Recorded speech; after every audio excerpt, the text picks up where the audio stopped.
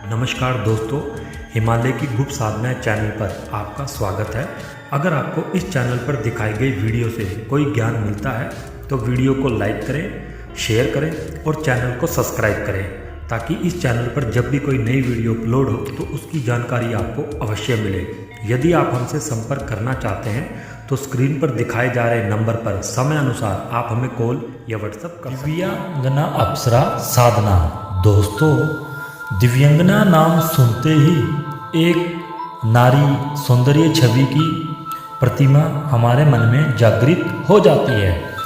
वस्तु में ही इन अप्सराओं का सौंदर्य और यौवन ऐसा होता है जो किसी के भी मन को छू लेता है और किसी को भी अपनी ओर आकर्षित करने में क्षमता रखता है। इस संसार में अप्सराओं को सौंदर्य की श्रेणी में रखा गया है और इनका बहुत अधिक महत्व दिया गया है। दिव्यगना अप्सरा अत्यंत सुंदर, आकर्षण और उमंगीय गीत और आनंदित कर देने वाली क्षमता रखती है।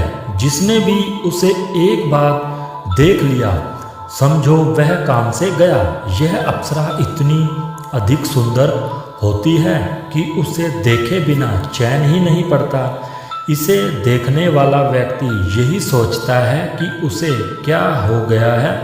वह उस व्यक्ति का दिल उसके वश में नहीं रहता। जिसने भी इस साधना को सिद्ध किया उसने यही बताया कि मेरे मन को इस अप्सरा ने अपने यौवन रूप की कैद में कर लिया है।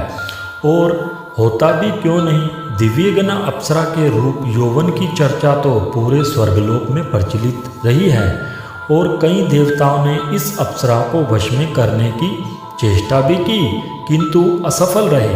दिव्यगना अप्सरा के चमकते हुए यौवन रूप को देखकर ऐसा लगता है कि विधाता ने उसे एक एक अंग को बड़ी ही फुर्सत से बनाया होगा। इसका रूप सौंदर्य इतना अच्छा होता है कि इसे सामान्य नारी की तुलना में नहीं रखा जा सकता। इसे देखकर ऐसा लगता है यह अप्सरा साधारण होकर सौंदर्य की देवी है। दिव्यगना अप्सरा को देखते ही यही प्रतीत होता है कि इसे सुंदर यौवन और आकर्षित कन्या स्वर्गलोक में हो ही नहीं सकती। शास्त्रों में कई स्थानों पर इस अप्सरा का जिक्र भी आता है कि देवताओं ने भी इस अप्सरा को सिद्ध करने के लिए पूरी कोशिश की, किंतु असफल रहे। कन्या नहीं देखी, इसकी सुंदरता किसी को भी बेचैन कर देती है और इसकी अदाएं सभी अप्सराओं से अलग हैं। साधकों ने आगे बताया, जो भी इसे एक बार देख ले वह मन ही मन इससे प्रेम कर बैठता है और सोचने लगता है इसको पाना ही मेरे जीवन का उद्देश्य है। और कहा जाता है कि जो भी साधक इस अप्सरा को प्रेम रूप में सिद्ध कर लेता है वह फिर जीवन में किसी भी स्त्री की कामना नहीं करता, क्योंकि यह अप्सरा साधक को प्रेम सौंदर्य यौवन के साथ साथ धन स्वर्ण सौंदर्य यौवन के साथ साथ स्वर्ण रोग भी प्रदान करती है और कई भौतिक वस्तुएं लाकर देती है जिसकी साधक कल्पना भी नहीं कर सकता। वास्तव में ही दिव्यगना अप्सरा इतनी सुंदर है जिसे देखकर देवता भी ठगे से रह जाते हैं और दिव्य अंगों से भूषित होने के कारण इसका नाम दिव्यगना अप्सरा पड़ा। प्राचीन काल में वैश्य राजा अपने पिता की आज्ञा को मानकर तपस्या कर रहा था। उनका व्यक्तिगत और संकल्प कठोर था, जिसे देखकर दिव्यगना अप्सरा का दिल अपने काबू में नहीं रह सका।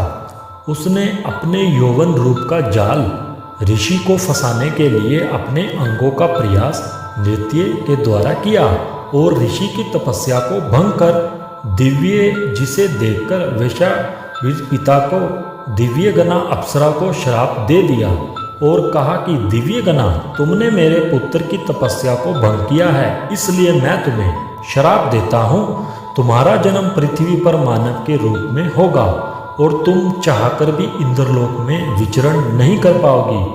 तब से वह पृथ्वी पर ही भ्रमण करने लगी। तब जाकर पता चला कि वह कोई साधारण स्त्री नहीं है। इस साधना को गुरु पुष्य नक्षत्र में शुरू करना चाहिए। विधि: दिव्यगना अप्सरा यंत्र, दिव्यगना माला। साधक रात्रि में स्नान करके सुंदर कपड़े पहन ले, आकर्षित वस्त्र धारण करे, फिर धूप दीप अक्षत गुलाब या सुगंधित फूल से एक माला एक सुपारी का भोग के लिए रखे। मेवा रखना आवश्यक है। इसके पश्चात बजोट पर गुलाबी वस्त्र बिछाकर दिव्यगना यंत्र को स्थापित करें। फिर चावल की ढेरी बनाकर इसके ऊपर सुपारी को रखे जो गणेश जी का प्रतीक है। इसके पश्चात गणेश पूजन कर यंत्र का पूजन शुरू करें। कुमकुम अक्षत और पुष्पमाला अप्सरा यंत्र पर चढ़ा दें और मेवे का भोग लगा दें। पूर्ण पूजन के पश्चात हाथों में जल लेकर संकल्प करें कि मैं इस कारण से यह साधना सिद्ध कर रहा हूँ।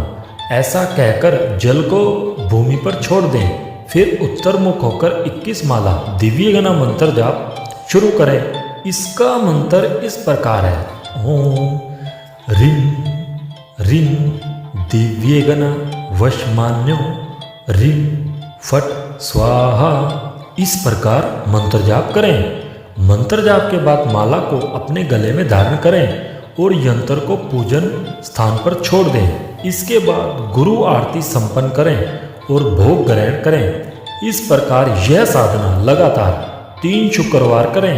साधना काल में साधकों को कई प्रकार के अनुभव होंगे, जैसे किसी का स्पर्श करना, तेज खुशबू का आना, किसी का दिखाई देना आदि।